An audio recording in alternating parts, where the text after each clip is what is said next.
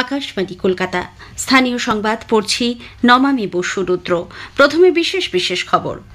শিক্ষামন্ত্রী জানিয়েছেন, চাকরিহারাদের মধ্যে 17,206 জন শিক্ষক যোগ্য বলে সুপ্রিম কোর্টে হলফনামা দিয়ে জানিয়েছে মধ্যশিক্ষা পর্ষদ। রাজ্য সরকার চাকরিহারা শিক্ষক ও শিক্ষাকর্মীদের পাশে রয়েছে বলে মুখ্যমন্ত্রী মমতা ব্যানার্জি ফের একবার জানিয়েছেন। চাকরিহারা শিক্ষকদের সঙ্গে স্কুল সার্ভিস কমিশনের চেয়ারম্যানের বৈঠকে আজও সমাধান সূত্র অধরা। মুখ্যমন্ত্রী আজ গোয়ালতোড়ে 112.5 মেগাওয়াট ক্ষমতা সম্পন্ন একটি সৌর বিদ্যুৎ প্রকল্প সহ একাধিক উন্নয়নমূলক প্রকল্পের শিলান্যাস ও উদ্বোধন করেছেন। মে মাসে তিনি মুর্শিদাবাদ যাবেন বলে জানিয়েছেন। মেদিনীপুর কলেজে আন্দোলন চলাকালীন 2 ডিএসও নেত্রীকে মেদিনীপুর মহিলা থানায় নিয়ে গিয়ে পুলিশি অত্যাচারের অভিযোগ তদন্ত করে দেখতে কলকাতা হাইকোর্ট সিট গঠনের নির্দেশ দিয়েছে।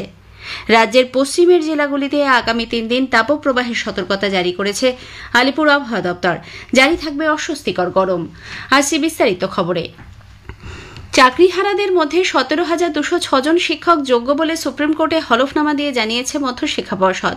আজ বিকাশ ভবনে সাংবাদিক বৈঠকে একথা জানিয়ে শিক্ষামন্ত্রী ব্রাত্য বসু বলেন, আইনজ্ঞদের অনুমতি পাওয়া যায়নি বলেই যোগ্য অযোগ্যের তালিকা প্রকাশ করা হয়নি।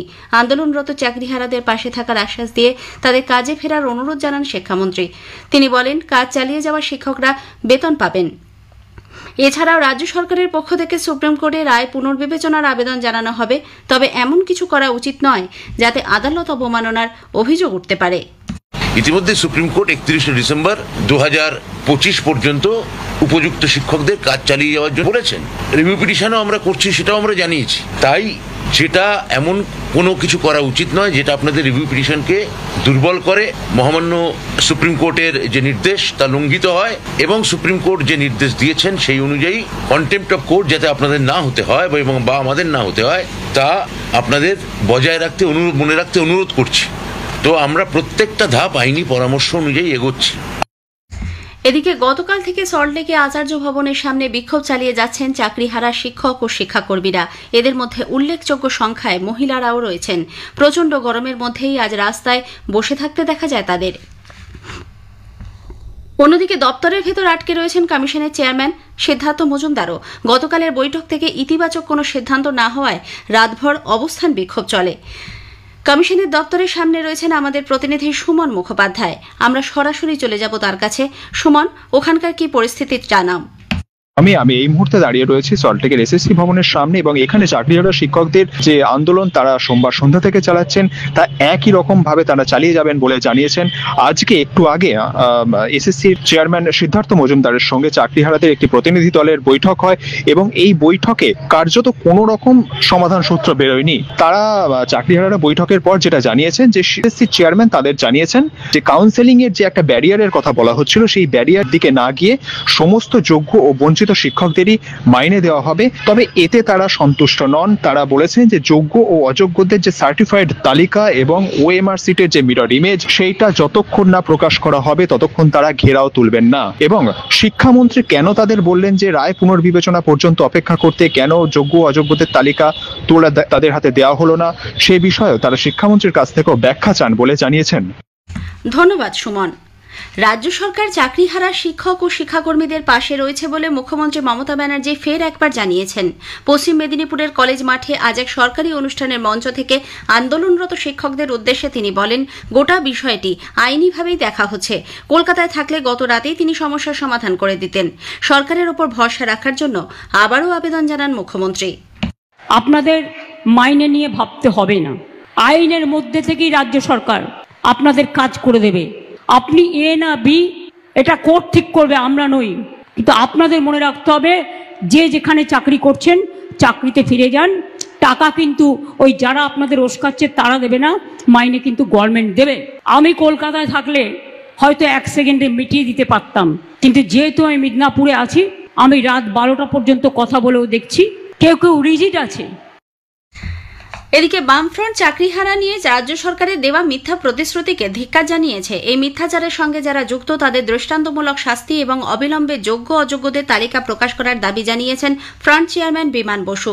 আজ এক প্রেস বিবৃতিতে তিনি বলেন, টাকার বিনিময়ে নিযুক্তদের জন্য যোগ্য শিক্ষকদের চাকরিহারা করার পরিবর্তে অযোগ্যদের চিহ্নিত করে আদালতে তালিকা দাখিল করে যোগ্যদের শিক্ষকতার কাজে বহাল করা সুনিশ্চিত করা হোক। অন্যদিকে প্রবীণ কংগ্রেস নেতা অধীর রঞ্জন চৌধুরী বলেন, শিক্ষা এবং স্বাস্থ্যক্ষেত্রের ওপর বর্তমান সরকারের আমলে যেভাবে আঘাত নেমে এসেছে তা আগামী দিনে সাধারণ মানুষের ওপরেও হতে পারে। যোগ্য শিক্ষকদের দাবি সারা বাংলার মানুষ সমর্থন করছে। সরকার চাইলেই যোগ্য অযোগ্যের তালিকা প্রকাশ করতে পারে বলেও মন্তব্য করেন তিনি। সুপ্রিম কোর্টের রায়ে চাকরিহারা যেসব শিক্ষক, শিক্ষিকা ও শিক্ষাকর্মী এসএসসি ভবনের সামনে আন্দোলন করছেন তাদের ন্যূনতম সুবিধা দেওয়ার আবেদন জানিয়ে রাজ্য সরকারি কর্মচারীদের একাংশ নিয়ে গঠিত সংগ্রামী যৌথ মঞ্চ মুখ্যমন্ত্রী মমতা ব্যানার্জিকে চিঠি দিয়েছে। সেখানে তাদের জন্য পানীয় জল, খাবার ও শৌচালয়ের ব্যবস্থা করার জন্য মঞ্চের তরফে মুখ্যমন্ত্রীর কাছে আবেদন জানানো হয়েছে। স্থানীয় সংবাদ শুনছেন আকাশবাণী কলকাতা কেন্দ্র থেকে। আমাদের সংবাদ শোনা যাবে ইউটিউব চ্যানেল আকাশবাণী সংবাদ বাংলা, ফেসবুক ও ইনস্টাগ্রাম আকাশবাণী সংবাদ কলকাতা এবং এক্স হ্যান্ডেল AIR নিউজ কলকাতাতে। মুখ্যমন্ত্রী মমতা ব্যানার্জি আজ গোয়ালতোড়ে 112.5 মেগাওয়াট ক্ষমতা সম্পন্ন একটি সৌর বিদ্যুৎ প্রকল্পের উদ্বোধন ছাড়াও 212টি প্রকল্পের শিলান্যাস এবং শতাধিক প্রকল্পের উদ্বোধন করেন। আজকের অনুষ্ঠান মঞ্চ থেকে 8 লক্ষের বেশি মানুষকে পরিষেবা দেওয়া হয়েছে বলে মুখ্যমন্ত্রী জানান। অনুষ্ঠানের পর তিনি দুদিনের সফর শেষে কলকাতা ফিরে আসেন। মে মাসের প্রথম সপ্তাহে মুর্শিদাবাদের শামশেরগঞ্জ যেতে পারেন মুখ্যমন্ত্রী মমতা ব্যানার্জি। সংশোধিত ওয়াকফ আইন নিয়ে আন্দোলনের জেরে অশান্ত এলাকা পরিস্থিতি খতিয়ে দেখতে তিনি সেখানে যাবেন বলে আশ্বাস দিয়েছেন। মেদিনীপুরের অনুষ্ঠান মঞ্চ থেকে আজ মুখ্যমন্ত্রী বলেন, অশান্তির ফলে ক্ষতিগ্রস্তদের উপযুক্ত সহায়তা দেওয়ার বিষয়ে রাজ্য সরকার ইতিমধ্যেই উদ্যোগ নিয়েছে। বহিরাগতদের নিয়ে এসে অশান্তি লাগানো হয়েছে বলে ফের একবার অভিযোগ করেন তিনি। অন্যদিকে ধুলিয়ান টাউন তৃণমূল কংগ্রেসের সভাপতি মেহবুব আলম, শামশেরগঞ্জের বিধায়ক আমিরুল ইসলাম, ফারাক্কার বিধায়ক মনিরুল ইসলামের দাদা কৌসার আলীর বিরুদ্ধে শামশেরগঞ্জের হিংসায় মদত দেবার অভিযোগ তুলেছেন রাজ্যের বিরোধী দলনেতা শুভেন্দু অধিকারী। বচসা বাঁধে, এরপরেই শুরু হয় ধরপাকড়। সাংবাদিকদের প্রশ্নের উত্তরে শ্রী মজুমদার বলেন, এটা কোনো রাজনৈতিক কর্মসূচি বা মিটিং মিছিল নয়। কোন অপরাধে এই কর্মসূচিতে বাধা দেওয়া হচ্ছে তা নিয়েও তিনি প্রশ্ন তোলেন। শ্রী মজুমদার অভিযোগ করেন, পুলিশ আইন বিরুদ্ধভাবে তাদের গ্রেপ্তার করেছে। মুর্শিদাবাদের যারা ঘর ছাড়া তাদের জন্য আমরা ভিক্ষা চেয়ে চাইছিলাম, সেখানে কি অপরাধ করেছে? আজকে যেভাবে পুলিশ আমাদেরকে তুলে নিয়ে এলো মমতা বন্দ্যোপাধ্যায়ের নির্দেশে, আর মমতা বন্দ্যোপাধ্যায় তো নেই বাড়িতে, কিন্তু মেদিনীপুরে আছে, তারপরে যেভাবে তার সিকিউরিটির নাম করে হাজার হাজার পুলিশ। আর সেদিন মুর্শিদাবাদে যদি হিন্দুদের বাড়িতে হামলা হলো, 1000 পুলিশ ছিল। সেদিন পুলিশ কি করছিল? বোরখা পরে বসেছিল না চুরি পরে বসেছিল না টেবিলের তলায় লুকিয়েছিল? বিজেপির মহিলা মোর্চার রাজ্য সভাপতি ফাল্গুনী পাত্র সহ বেশ কয়েকজন নেতাকর্মীকে পুলিশ গ্রেপ্তার করে লালবাজার নিয়ে যায়, পরে অবশ্য তাদের ছেড়ে দেওয়া হয়। যাদবপুর বিশ্ববিদ্যালয় ছাত্র সংসদ নির্বাচনের দাবিতে ওয়েবকুপার বৈঠকের দিন শিক্ষামন্ত্রীর গাড়িতে এক ছাত্রের আহত হওয়ার প্রতিবাদে মেদিনীপুর কলেজে আন্দোলন চলাকালীন 2 ডিএসও নেত্রীকে মেদিনীপুর মহিলা থানায় নিয়ে গিয়ে পুলিশি অত্যাচার চালানো হয়েছিল বলে কলকাতা হাইকোর্ট তার পর্যবেক্ষণে জানিয়েছে।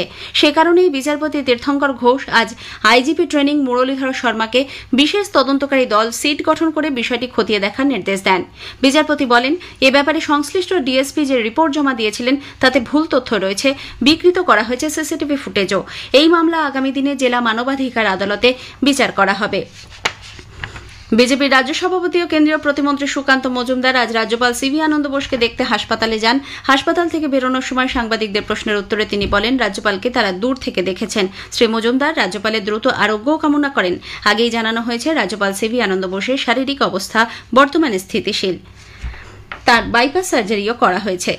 দক্ষিণবঙ্গের বেশ কিছু জেলায় আগামী 3 দিন তাপপ্রবাহের সম্ভাবনা রয়েছে। মূলত পশ্চিমের জেলাগুলিতে তাপমাত্রার পারদ 40 ডিগ্রির বেশ খানিকটা উপরে উঠতে পারে। আগামীকাল পশ্চিম বর্ধমান, বীরভূম, পুরুলিয়া, ঝাড়গ্রাম, বাঁকুড়া ও পশ্চিম মেদিনীপুরে তাপপ্রবাহের হলুদ সতর্কতা জারি করা হয়েছে। এদিকে পুরুলিয়ার নিতুড়িয়া চক্রের রামপুর প্রাথমিক বিদ্যালয়ের 3য় শ্রেণীর এক ছাত্র আজ স্কুল চলাকালীন প্রচণ্ড গরমে অসুস্থ হয়ে পড়েছে বলে জানা গেছে। শেষ করার আগে স্থানীয় সংবাদের বিশেষ কিছু অংশ আরও একবার। শিক্ষামন্ত্রী জানিয়েছেন, চাকরিহারাদের মধ্যে 17,206 জন শিক্ষক যোগ্য বলে সুপ্রিম কোর্টে হলফনামা দিয়ে জানিয়েছে মধ্যশিক্ষা পর্ষদ। রাজ্য সরকার চাকরিহারা শিক্ষক ও শিক্ষাকর্মীদের পাশে রয়েছে বলে মুখ্যমন্ত্রী ফের একবার জানিয়েছেন। চাকরিহারা শিক্ষকদের সঙ্গে স্কুল সার্ভিস কমিশনের চেয়ারম্যানের বৈঠকে আজও সমাধান সূত্র অধরা। মুখ্যমন্ত্রী আজ গোয়ালতোড়ে একাধিক উন্নয়নমূলক প্রকল্পের উদ্বোধন ও শিলান্যাস করেছেন। স্থানীয় সংবাদ শেষ হল, এরপর খেলার খবর 8টা বেজে 10 মিনিটে।